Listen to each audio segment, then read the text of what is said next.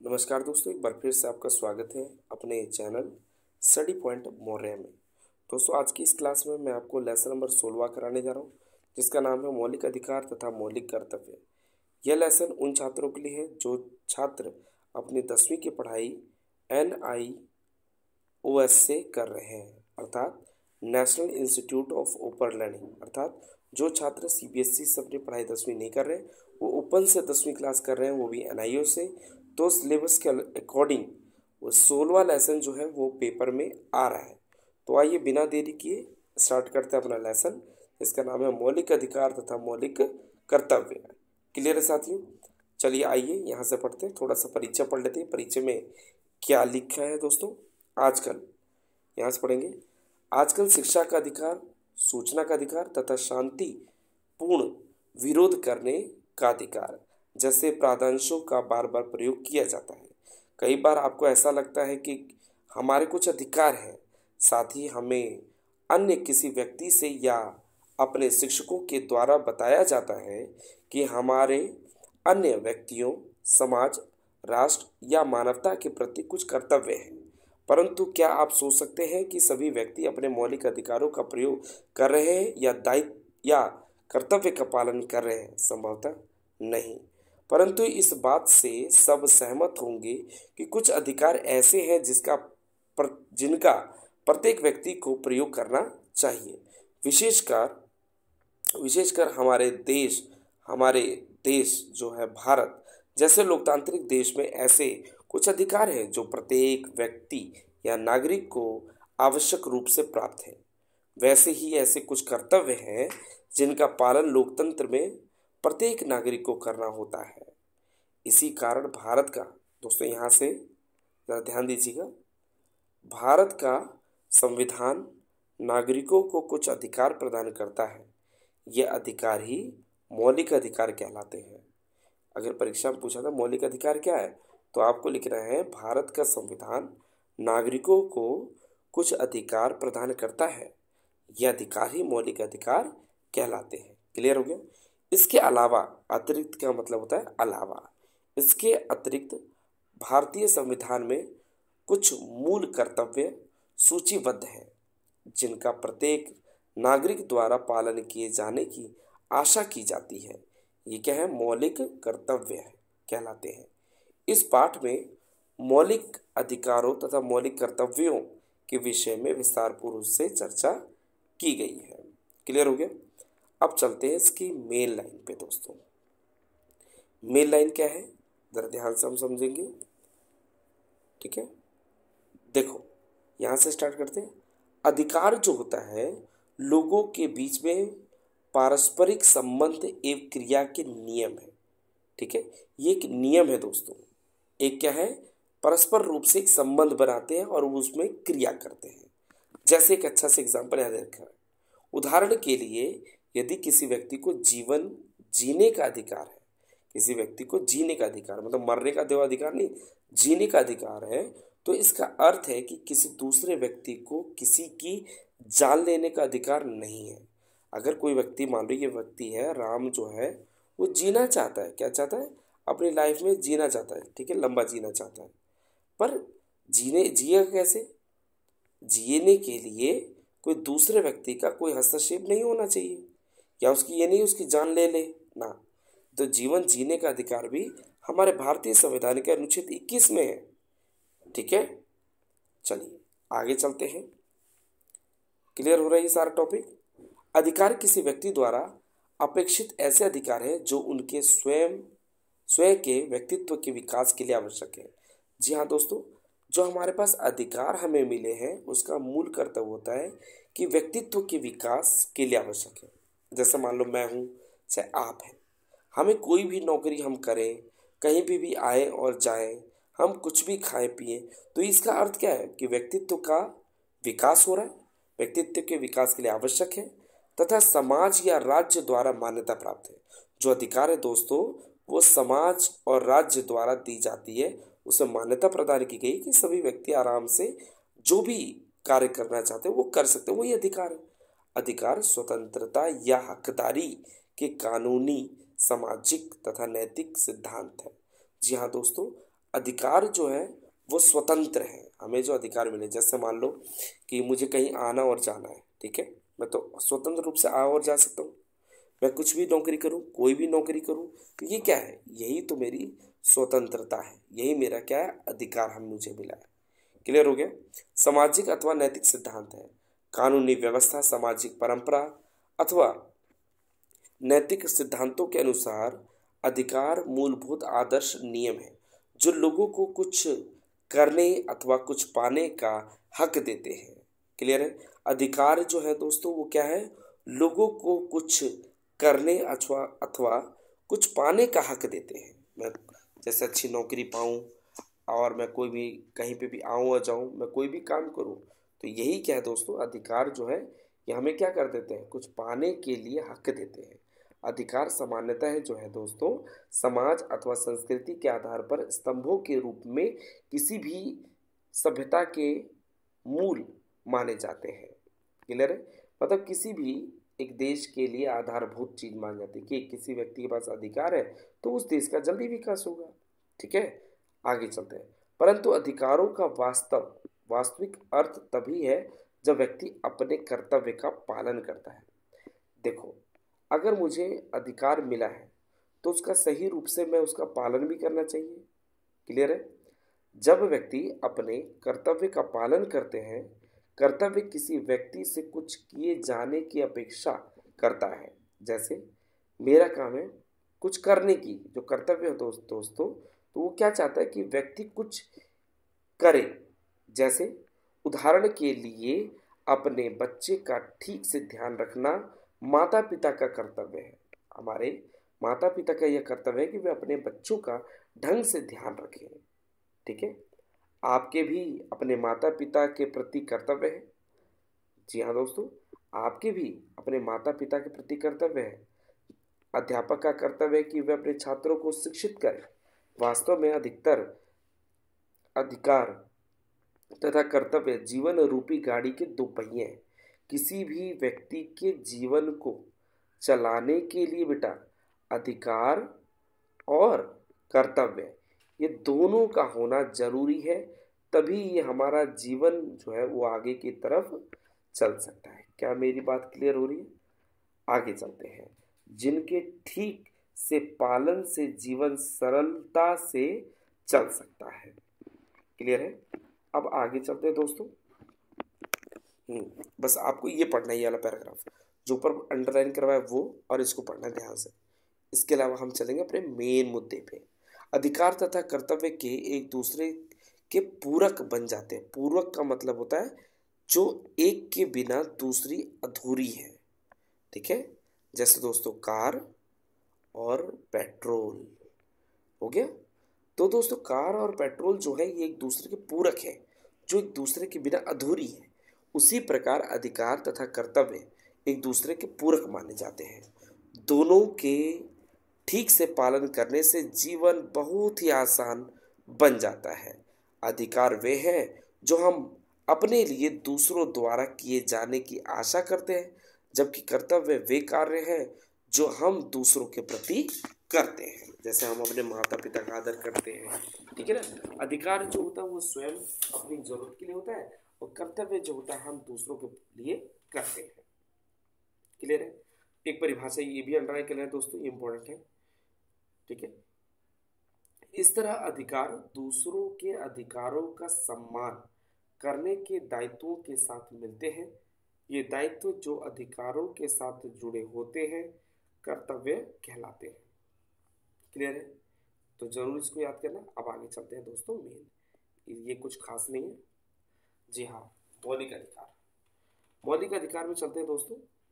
जो यहाँ पे देखा हमारे मौलिक अधिकार, हम जानते हैं कि मौलिक अधिकार जो है बेटा वो भारतीय संविधान के भाग 3 में ऐसे अधिकारों का प्रावधान है।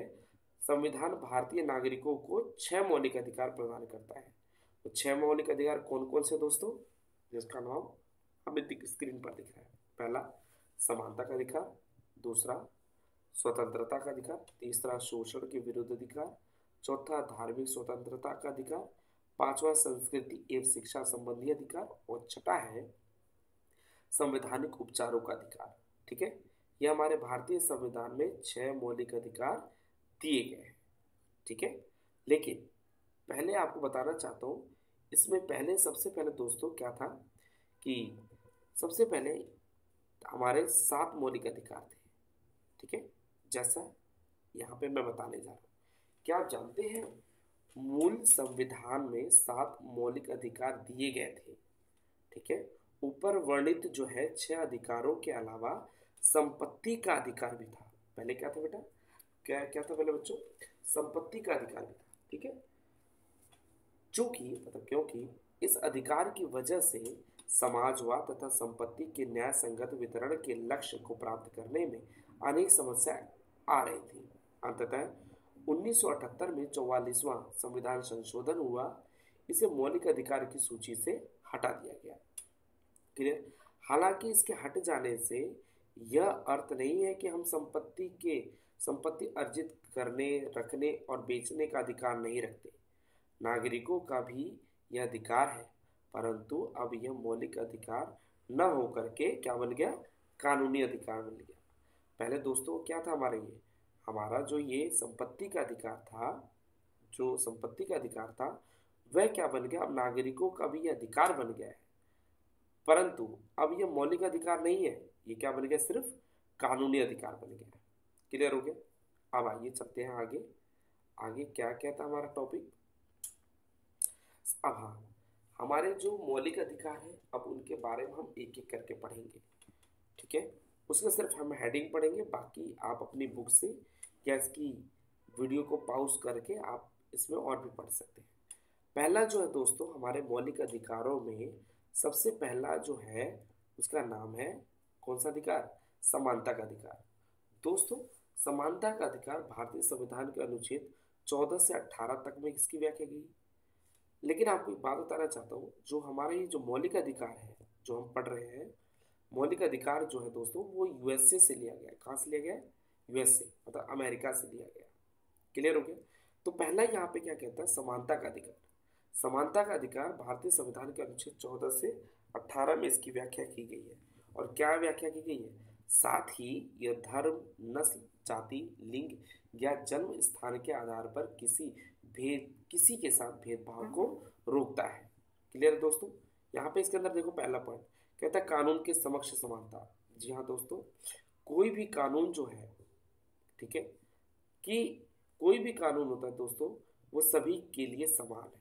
मतलब यहाँ देखो एक्सप्लेनेशन क्या लिखा है, संविधान यह सुनिश्चित करता है कि सभी नागरिक कानून के समक्ष समान होंगे। इसका तात्पर्य है देश के कानूनों द्वारा सभी को समान संरक्षण मिले। मतलब दोस्तों कानून के समक्ष सभी लोग समान है, यही हमारे समानता का अधिकार का पहला पॉइंट है। दूसरा पॉइंट दोस्तों क्या कहता है, धर्म, मूल वंश, जाति, लिंग या जन्म स्थान के आधार पर कोई भेदभाव नहीं है। दोस्तों यहाँ पर अगला क्या कहता है अनुच्छेद, भारतीय संविधान अनुच्छेद 15 के तहत कहता है कि राज्य जो है अपने राज्य में रहने वाले नागरिकों के साथ किसी भी प्रकार से धर्म, जाति, लिंग के आधार पर भेदभाव नहीं कर सकता। क्लियर दोस्तों। वहीं पर हम आगे चलते हैं। वहीं आगे क्या कहता है, सार्वजनिक रोजगार के मामले में सभी नागरिकों को अवसर की समानता। जी हाँ दोस्तों, भारतीय संविधान के अनुच्छेद 16 में, ये 16 में लिखा है दोस्तों कि सभी व्यक्तियों को, चाहे वो मेल हो, चाहे वो फीमेल हो, चाहे वो हिंदू हो, चाहे मुस्लिम हो, चाहे वो कोई भी जाति का हो, धर्म का हो, जेंडर का हो, उसको सरकारी नौकरी प्राप्त करने का अधिकार है। ये समानता के अंदर ये पॉइंट आता है। क्लियर है दोस्तों। चलते हैं आगे। जैसे आप देख रहे हैं चित्र समानता, और यहाँ पे देखो लड़का है, लड़की है ना, इक्वल है। क्लियर है दोस्तों। यहाँ पे देखो लिखा है ना 16.1 के चित्र में क्या लिखा है कि लैंगिक भेदभाव के बिना कार्यालयों में काम करते लोग, मतलब बिना कोई जेंडर के भेदभाव। चौथा पॉइंट दोस्तों, छुआछूत का उन्मूलन। पुराने समय में दोस्तों छोटी जाति बड़ी जाति को एक छुआछूत की तरह बर्ताव किया जाता था कि भाई वो छोटी जाति का हमें छू लेगा तो हमारा धर्म भ्रष्ट हो जाएगा। तो ऐसा नहीं है दोस्तों। तो ये भी संविधान के अनुसार इसका भी उन्मूलन कर दिया गया है। ये जो छुआछूत है दोस्तों, ये आर्टिकल नंबर 17 में है। आर्टिकल नंबर 18 में क्या लिखा है दोस्तों? उपाधियों का उन्मूलन। ब्रिटिश शासन के प्रति निष्ठावान रहने वाले व्यक्तियों को दी जाने वाली जैसे सर, नाइटहुड की उपाधि या राय बहादुर जैसी उपाधियों का क्या कर दिया? अंत कर दिया, क्योंकि ये सब कृत्रिम अंतर पैदा करते हैं। ठीक है। हालांकि विभिन्न क्षेत्रों में राष्ट्र के उत्तम सेवा करने वाले, ठीक है, जैसे भारत के राष्ट्रपति द्वारा नागरिक और सैन्य पुरस्कार जो दिए जाते हैं सिर्फ वही होंगे, बाकी सारी उपाधियों का अंत कर दिया, जैसे नाइटहुड और राय बहादुर, ये सब उपाधियों का अंत कर दिया गया है। बस वो जो सेना में भर्ती लोग हैं उन्हीं को, बस ये जैसे कर्नल हो गया, ब्रिगेडियर हो गया, जैसे जो पुरस्कार दिया जाता है दोस्तों, है ना, ठीक है, अर्जुन पुरस्कार, है ना, ऐसे ऐसे पुरस्कारों को दिया जाएगा बस। अब चलते हैं आगे, आगे चलते हैं दोस्तों। हाँ, अब चलते हैं स्वतंत्रता का अधिकार। स्वतंत्रता का अधिकार जो है दोस्तों, वो भारतीय संविधान के अनुच्छेद 19 से लेकर के 22 में इसकी व्याख्या की गई है। क्या मेरी बात क्लियर हो रही है? अब आगे चलते हैं। हम 19 में क्या दोस्तों, हमारे छह हमारे क्या है? अधिकार दिए गए हैं। छह हमारी स्वतंत्रता का अधिकार है। क्या? अनुच्छेद 19 के तहत, 19 के तहत क्या है हमारे पास? छह हमारे पास अधिकार है। क्या है भैया? विचार अभिव्यक्त करने की स्वतंत्रता, मैं अपने विचारों को, अपनी बातों को एक दूसरे के सामने प्रकट कर सकता हूँ। शांतिपूर्ण बिना हथियार के सभा या सम्मेलन मीटिंग कर सकता हूँ। मैं अपना कोई भी ग्रुप संघ बना सकता हूँ। भारत के राज्य क्षेत्र में मतलब भ्रमण कर सकता हूँ। मैं एक स्थान से दूसरे स्थान पर जा सकता हूँ और वहां से आ सकता हूँ। क्लियर है मेरी बात? अब चलते आगे। इसमें अगला क्या कहता है दोस्तों? मैं कहीं पर भी बस सकता हूँ, मतलब अपना निवास कर सकता हूँ। जैसे हम लोग गांव छोड़ करके शहरों में बस गए, तो ये भी दोस्तों हमारी स्वतंत्रता है। क्लियर हो गया? और यहाँ पर अगला है, हम कोई भी व्यवसाय कारोबार करें, ये भी हमारी एक स्वतंत्रता है। क्लियर है तो बच्चों? चलते आगे। आगे ये ऊपर वाले ही पॉइंट को सारा ही एक्सप्लेन किया, 5 पॉइंट। ठीक है दोस्तों? यहाँ पर एक और पॉइंट है हमारा, स्वतंत्रता के अधिकार में आता है दोस्तों, अपराधों के लिए दोष सिद्ध के संबंध में संरक्षण। संविधान के अनुच्छेद 20 में अपराधों से दोष सिद्ध से संबंध में संरक्षण दिया गया है। कोई भी व्यक्ति अपराध के लिए तब तक सिद्ध दोष नहीं ठहराया जाएगा जब तक कि उसने ऐसे कोई कार्य करने के समय जो अपराध के रूप में आरोपित है किसी प्रवृत्ति या विधि या प्रतिक्रमण नहीं किया जाता, वह इससे अधिकार अस्थि भागी नहीं होता। ठीक है, शास्ति का भागी नहीं होता। जो उस अपराध के लिए किए जाने के समय में प्रविष्ट, मतलब दोस्तों इसमें कहना चाहता है कि अगर कोई भी व्यक्ति है दोस्तों, उसने कोई भी अपराध किया है, उसके लिए तो एक ही बार सजा उसको दी जाएगी, बस यही है। अगला चलते हैं 21वें में। 21वां भारतीय, जो मैंने आपको बताया था दोस्तों कि प्राण और दैहिक स्वतंत्रता का संरक्षण। जैसा कि दोस्तों संविधान के अनुच्छेद 21 में दिया गया है कि किसी भी व्यक्ति को उसके प्राण या दैहिक स्वतंत्रता से विधि द्वारा स्थापित प्रक्रिया के अनुसार ही वंचित किया जा सकता है, अन्यथा नहीं। क्लियर है? मतलब किसी रूप से किसी भी व्यक्ति को उसके जीवन जीने के अधिकार को रोका नहीं जा सकता है। आगे चलते हैं। कुछ दशाओं में गिरफ्तार और निरोध के संबंध संरक्षण, मतलब किसी भी व्यक्ति को अगर बिना इन्फॉर्म के अरेस्ट कर लिया तो उसका यह भी अधिकार है कि वो 24 घंटे के अंदर मजिस्ट्रेट के सामने, मतलब कोर्ट के सामने प्रस्तुत किया जाए। क्लियर है दोस्तों? जो आपको पढ़ाया जा रहा है मेन, बस वही बात पढ़िएगा। ठीक है, अब चलते हैं साथियों, शोषण के विरुद्ध अधिकार। शोषण के विरुद्ध अधिकार में किसी भी व्यक्ति की खरीद और बिक्री हम नहीं कर सकते, ये भी एक कानून बना है दोस्तों, यह अनुच्छेद 23 के तहत है। क्लियर है? आगे चलते हैं। यहाँ पे जैसा आपको चित्र में दिखाया गया है, 14 वर्ष से कम आयु वाले बच्चों को, यहाँ लिखा हुआ दोस्तों 14 वर्ष से कम आयु वाले बच्चों को कारखानों पर काम नहीं कराया जा सकता, ये एक जानलेवा हो सकती है। इसके लिए भी सरकार ने कानून बनाया है। ठीक है दोस्तों, ये क्या है? शोषण के विरुद्ध अधिकार है। अब अगला चलते हैं दोस्तों, धार्मिक स्वतंत्रता का अधिकार। धार्मिक स्वतंत्रता का उल्लेख जो है भारतीय संविधान के अनुच्छेद 25 से 28 में इसकी व्याख्या की गई है दोस्तों। यहाँ पर इसमें 25वां पॉइंट क्या कहता है कि आप जो है किसी भी धर्म को मान सकते हैं, उसका आचरण कर सकते हैं, प्रचार कर सकते हैं।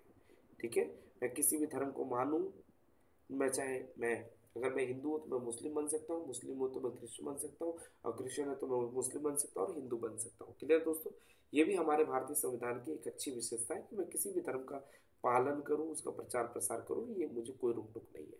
क्लियर दोस्तों, उसी प्रकार हमारा अनुच्छेद 25 और अगला क्या कहते हैं दोस्तों कि धार्मिक कार्यों के प्रबंध की स्वतंत्रता, लोक व्यवस्था, सदाचार और स्वास्थ्य के अधीन रहते हुए प्रत्येक धार्मिक संप्रदाय या उसके किसी अनुभाव को, मतलब दोस्तों किसी भी उस स्थान पर जो भी कार्य चल रहा है उसका आचरण, उसका जो है आ, विकास, अगर उसकी कुछ बनावट हो रही है तो उस पर कोई रोक टोक ना हो। अगला दोस्तों, किसी भी धर्म को बढ़ावा देने के लिए कर होगा, मतलब यहाँ दोस्तों कि कोई भी धार्मिक स्थान है वहां पर सरकार कोई भी टैक्स नहीं ले सकती। क्या नहीं ले सकती दोस्तों? टैक्स नहीं ले सकती। क्लियर है? अगला पॉइंट यहाँ पर दोस्तों ध्यान से सुनना, ऊपर वाले अनुच्छेद में पहला पॉइंट में क्या कहता है, पहले पॉइंट में किसी भी धर्म को मान सकते हैं और उसका प्रचार प्रचार प्रसार कर सकते हैं। उसी प्रकार इसके अगले में तो दूसरा पॉइंट दे रखा है, किसी भी धार्मिक जो संस्थान है उसका उसकी स्थापना, उसको संचालन करना, उस पर कोई रोक टोक नहीं कर सकता। क्लियर? उसके बाद अगला पॉइंट जो है दोस्तों कि कोई भी टैक्स जो है, मतलब मान लो कोई भी धर्म पर कोई मंदिर मस्जिद में कुछ जो चंदा चढ़ता है, जो पैसा दान लोग देते हैं, उस पर सरकार कोई भी टैक्स नहीं ले सकती है, कोई भी टैक्स के लिए बाध्य नहीं कर सकता, मतलब कि मजबूर नहीं कर सकता, धार्मिक संस्थाओं से टैक्स लेने के लिए मजबूर नहीं किया जा सकता। क्लियर हो गया? उसके बाद अगला पॉइंट क्या कहता है दोस्तों, कुछ शिक्षा संस्थाओं में धार्मिक शिक्षा या धार्मिक उपासना से उपस्थिति होने के बारे में स्वतंत्र। यहाँ दोस्तों हमारे भारतीय संविधान का ये भी कर्तव्य है कि हम कोई भी सरकारी जो संस्थाएं हैं, शिक्षक संस्थाओं जहाँ पे शिक्षण होता है, जहाँ पे पढ़ाया जाता है, वहाँ पर किसी भी स्पेशल धर्म का प्रचार नहीं होना चाहिए। क्लियर हो गया? अब आगे चलते हैं दोस्तों, आगे चलते संस्कृति और शिक्षा संबंधी अधिकार। ये दोस्तों इसमें क्या होता है, जो अल्पसंख्यक लोग हैं भारतीय संविधान में, उनकी व्याख्या जो है संस्कृति व शिक्षा संबंधी अधिकार भारतीय संविधान के अनुच्छेद 29 और 30 में इसकी व्याख्या की गई। ये उन लोगों के लिए है दोस्तों जो हम अल्पसंख्यक, जिनको हम माइनॉरिटी में काउंट करते हैं, उनके लिए 29 ये रहा दोस्तों और 30 ये रहा। अब देखो इनकी हेडिंग के बारे में थोड़ा बता देता हूँ दोस्तों। अल्पसंख्यकों के हितों का संरक्षण। अल्पसंख्यक क्या होते हैं दोस्तों? जो कि जैसे भारत में जिनकी संख्या कम है, जैसे मुस्लिम, सिख, ईसाई, जैन, इन सब की संख्या कम है, तो उनको हम क्या कहते हैं? अल्पसंख्यक कहते हैं। तो दोस्तों यहाँ पर भी इनको एक स्वतंत्रता दी गई है, जिसकी अपने विशेष भाषा, लिपि और संस्कृति को बनाए रखने के लिए, मतलब कि हिंदुओं के अलावा भारत में कोई भी जो धर्म है, उनकी संस्कृति, भाषा और लिपि को बचाए रखने के लिए भी उनको अधिकार दिया गया है। राज्य द्वारा पोषित या राज्य निधि से सहायता पाने का, किसी शिक्षा संस्थाओं में प्रवेश से किसी भी नागरिकों को केवल धर्म, जाति, नस्ल, भाषा या इनमें से किसी के आधार पर वंचित नहीं किया जाता। मान लो कि भाई कोई कॉलेज हिंदुओं का है तो वहाँ पे मुस्लिम हो चाहे सिख हो, वहाँ पे एंट्री नहीं दी जाएगी, ऐसा नहीं है। वहाँ पर भी इन लोगों को क्या है, उनका संरक्षण दिया गया, उनको सिक्योरिटी प्रदान की है, रिजर्वेशन दिया गया है। क्लियर मेरी बात? आगे चलते हैं। शिक्षा संस्थाओं की स्थापना और प्रशासन करने का अल्पसंख्यकों वर्गों का अधिकार। धर्म, यहाँ से पढ़ते दोस्तों, धर्म या भाषा के आधार पर आधारित सभी अल्पसंख्यक वर्गों को अपनी पसंद की शिक्षा संस्थाओं की स्थापना और प्रशासन करने का अधिकार है। धर्म या भाषा पर आधारित किसी अल्पसंख्यक वर्ग द्वारा स्थापित और प्रशासित शिक्षा संस्थाओं के संपत्ति के अनिवार्य अर्जन के लिए उपबंध करने वाली विधि बनाते समय राज्य यह सुनिश्चित करेगा कि ऐसे संपत्ति अर्जित करने के लिए ऐसी विधि ऐसी विधि द्वारा नियत या उनके अधीन अवधारित रकम इतनी हो कि उस खंड के प्रत्याभूत अधिकार निर्मित या निराकृत न हो जाए। दोस्तों यहाँ पर क्या कह रहा है कि जो अल्पसंख्यक लोग हैं उनको दोस्तों कोई भी अपनी एक शिक्षा संस्थान खोल करके उसका उसको चला सकता है। ठीक है, जैसे मदरसे होते हैं वैसे हम कह सकते हैं दोस्तों। अगला लास्ट पॉइंट हमारा क्या कहता है, संवैधानिक उपचारों का अधिकार। क्या दोस्तों भारतीय संविधान के अनुच्छेद 32 में इसकी व्याख्या की गई। ठीक है, यह दोस्तों इसमें कुछ रीट है जो कि हम सीधे उच्चतम न्यायालय से भी जाके प्राप्त कर सकते हैं, जो कि इन मूल अधिकारों के प्रवर्तन के लिए निर्देश और आदेश और रिट जारी कर सकता है। क्लियर दोस्तों। अब इसके बाद दोस्तों इस वीडियो के बाद जो मैंने आपको मौलिक अधिकार पढ़ाया है, इसके बाद मैं अगली वीडियो जो बनाऊंगा इसी लेसन की पार्ट 2 बनाऊंगा, जिसमें दोस्तों शिक्षा का अधिकार के साथ साथ मैं आपको मूल कर्तव्य, जो हमारे मूल कर्तव्य हैं इनके बारे में भी पढ़ाऊंगा। मैं जैसे हमारे मूल कर्तव्य है ना, इनके बारे में मैं एक एक करके पढ़ाऊंगा। तो दोस्तों मैं उम्मीद करूंगा कि आपको जो आज की वीडियो है हमारे मौलिक अधिकार वो आपको समझ आएंगे। तो मिलते हैं दोस्तों अपनी अगली वीडियो।